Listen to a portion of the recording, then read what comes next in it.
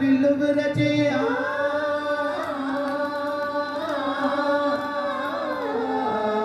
జనకుని సభలో హరి విల్లు విరచి జానకి మనసు గెలిచి సీతమ్మ పెళ్లి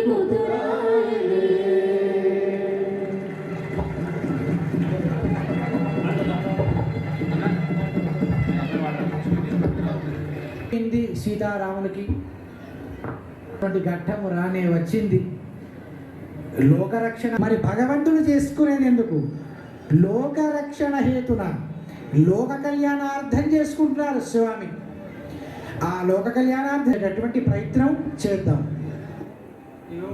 మంగళ్యతంతునా నేల లోకరక్షణ హేతునా కంఠే భద్రామి సుభగే సాజీవ శరణాం శరౌ మాంగళ్యధారణ ముహూర్తస్తు ముహూర్తోస్తు రాజా రామచంద్ర భగవానికి సీతామాయి కి పవన సుత వీర హనుమానికి మహాలక్ష్మీ మాతకి మహాలక్ష్మీ మహారాజ్ఞికి అథ కపిలావాచనాది మంగళాధార ప్రాప్తం కుర్యాద్ తస్యాహటక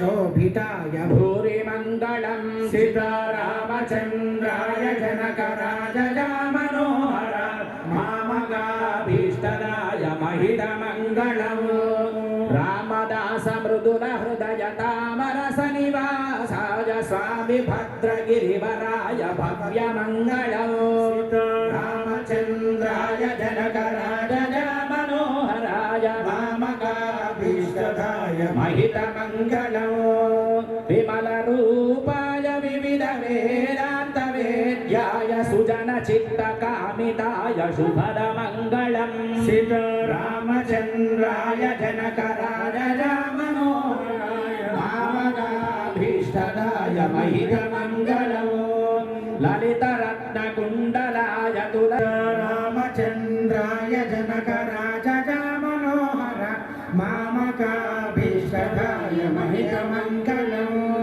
మహిత ప్రక్షాళన మంత్ర పుష్పం యజ్ఞేన యజ్ఞవజంత దేవాని ధర్మాని ప్రధాన్య సన్నతే మహిమాన సజంతే యత్ర పూర్వే సాధ్యా సంతి దేవా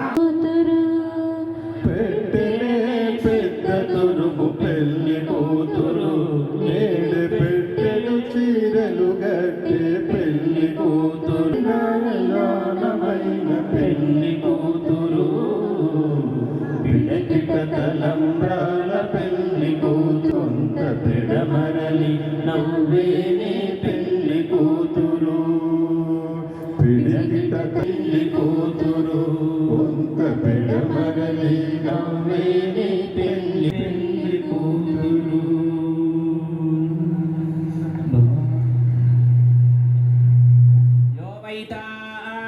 అంగరంగ వైభవంగా కళ్యాణ మహోత్సవాన్ని మనందరము వీక్షిస్తూ ఉన్నాం.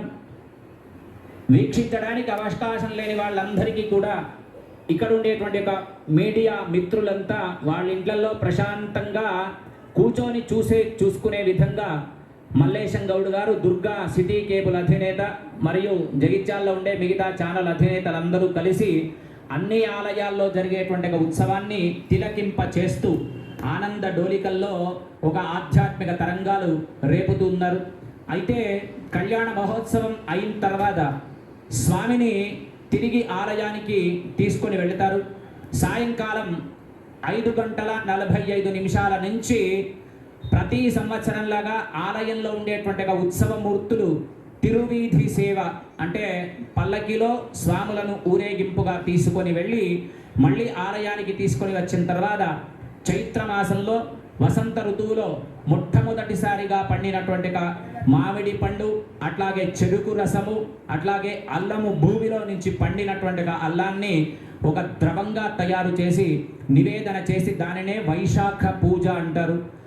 వైశాఖ పూజ మహోత్సవం సాయంకాలం ఆలయంలో ఉంటుంది కనుక కళ్యాణానికి వస్తే మా పని అయిపోతుంది అని అనుకోకుండా కళ్యాణంతో పాటు వైశాఖ పూజలో పాల్గొన్న వాళ్ళకి ఏం ఫలితం కలుగుతుందట అంటే ఇక్కడ అక్షతారోపణలో చెప్తారు, ప్రజామే కామః సమృద్ధ్యతాం. ఏదైతే మేము గృహస్థ ఆశ్రమము స్వీకరించి ఉన్నామో ఆ గృహస్థాశ్రమము స్వీకరించినటువంటి మేము ప్రజలను కాపాడుకోవడానికి